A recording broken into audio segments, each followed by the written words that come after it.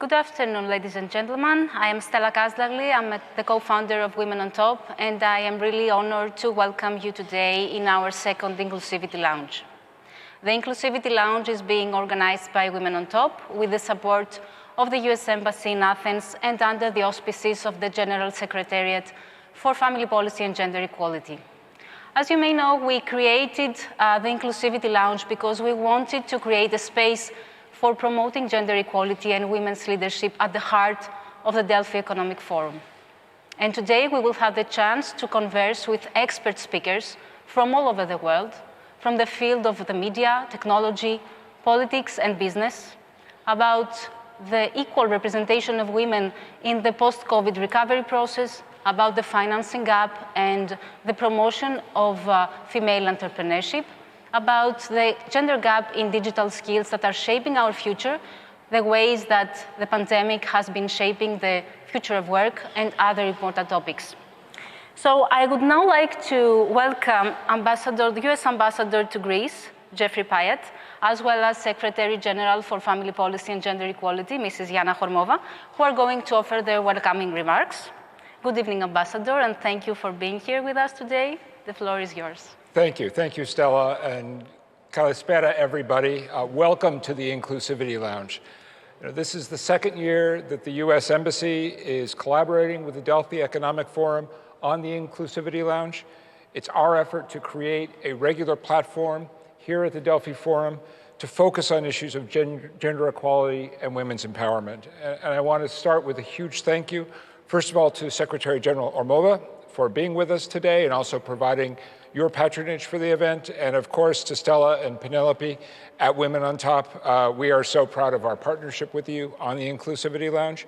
I also want to say thank you to Simeon and Yanni for hosting us here at Delphi, and then finally to Women Act for being another terrific partner in this space. And I would flag for everybody, right after the Inclusivity Lounge this evening, you'll have an opportunity to hear from somebody who I respect enormously, Congresswoman Dina Titus, who will have a conversation with our partners at Women Act focused on her journey in political participation in the United States. And she's both a great friend of Greece and also a great personal friend, so I would encourage everybody to tune in for that.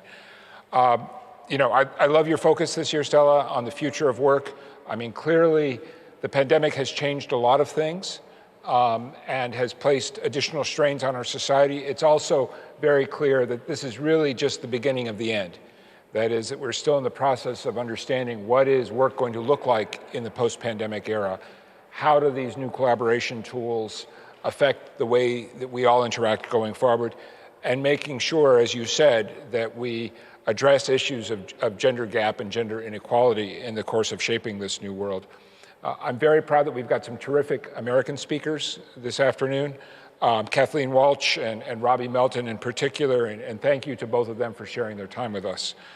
Earlier this afternoon, I had a panel discussion that was chaired by Katerina Soku, focused on the bicentennial, which looked at the role of the American Philhellenes and how the American Revolution was influenced by classical Athens and how the American Revolution in turn influenced the Greek revolutionaries.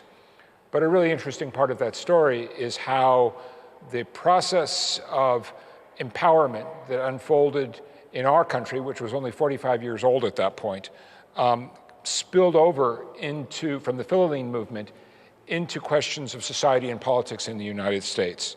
So you have the example, for instance, of American women, American Philhellenes, who were inspired by their experience through the Philhellenic movement to become involved in the suffrage movement in the United States. And of course, pushing for greater participation in American politics. It's the advocacy of these American suffragettes that culminated in the passage of the 19th Amendment to the US Constitution in 1920, which paved the way for women political leaders in the United States. And I'm very proud of the fact that we now have the highest ranking female political leader in American history in Vice President Kamala Harris. We also have lots and lots of other female political leaders in the United States. I mentioned Congresswoman Titus earlier. There's another great example in Eleni Kounalakis, a dear friend, prominent Greek American and the Lieutenant Governor of my home state of California, who was with us at Delphi yesterday. So the United States is going to continue to work on these issues at home at the same time that we work internationally to champion issues of women's leadership in the economic and social space and politics, because it's crucial to the health of all of our societies and the health of our democracies. Here at the Embassy, we're going to continue to work on these issues, building programs to aid women entrepreneurs, to help bridge the gender gap in science and technology, to raise awareness of gender issues, which I think is so much of the story.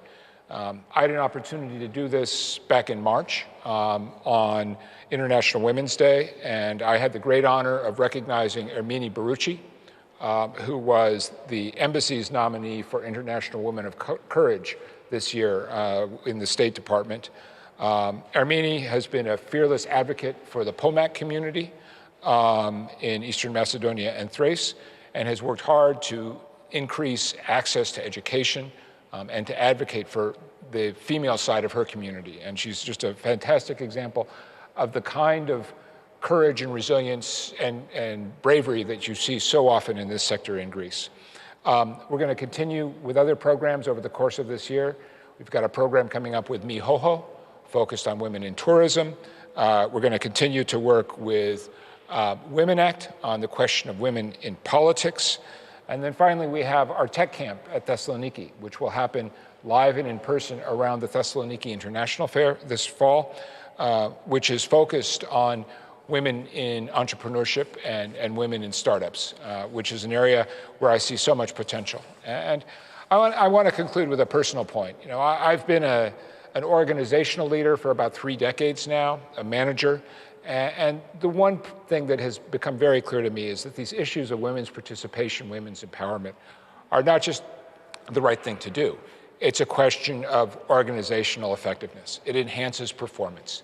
If we don't bring women into the conversation, we're not going to have our organizations, whether they're in politics or business or society, operating at the maximum level. So bravo to you guys for what you're doing. I look forward to the conversation today in the Inclusivity Lounge, but not just today, on a daily basis, continuing to work together on these issues. Evharisto poli. Thank you so much, Ambassador. I would now like to welcome Yianna Hormova, the Secretary General for Family Policy and Gender Equality in Greece. And demography. And demography, yes. Thank you so much for being with us today and for your support throughout this process. Thank you, Stella. Thank you for giving us this opportunity to listen for the interesting agenda of the Embassy and the supporting that is giving to all this gender equality issue. To many of them, the Secretariat is supporting many of these events that the Ambassador already mentioned. Today, it's a symbolic day because we're celebrating 10 years of the Istanbul Convention. And this is very, very important. So this is one reason that I'm very glad today, and the other is for allowing me to join you to talk inclusion, gender equality, and future of labor. I'm very glad, and I would like to thank Ambassador Pyatt for being with us, because not only the Embassy gives support in reality in promoting gender equality, but he represents a nation who's been at the forefront of supporting women's rights. Indeed, a few months ago, we all celebrated the election of Kamala Harris as the first female vice president of the United States. And it showed that the American people decided to appoint a woman to one of the most powerful offices in the world. And by doing this, they inspired women and girls globally to break through barriers and conquer milestones in their own lives, which is very, very important. The election in this way of Kamala Harris acted as a reminder that gender equality must be our top priority and that it must be enhanced in every way, both substantially and symbolically. That's why, among others, it's very important your presence here and your support to this event. It's of unique importance. Delphi Economic Forum, its visionary chairman, Simeon Tsomokos, which we thank, Women on Top Chair, Stella Kazagli, are asking us to contributing to resolving one of the most complex, maybe, yet hugely important conundrum of the post-pandemic era. The world today is at crossroads, I think again. The world after COVID-19, it won't be the same, but it will be full of challenges. Governments and stakeholders will have to deal with changes in many, many things as regards global debt, fiscal expansion, industry disruption, international trade, extreme poverty, and quality of democracy. Most importantly, though, it will be a world without roadmaps anymore. In this so-called uncharted world, what matters most is having concrete goals and structured policies to reach them. These goals will have much to do with tackling inequality of all forms. To our endeavor to tackle them, one key word is inclusion.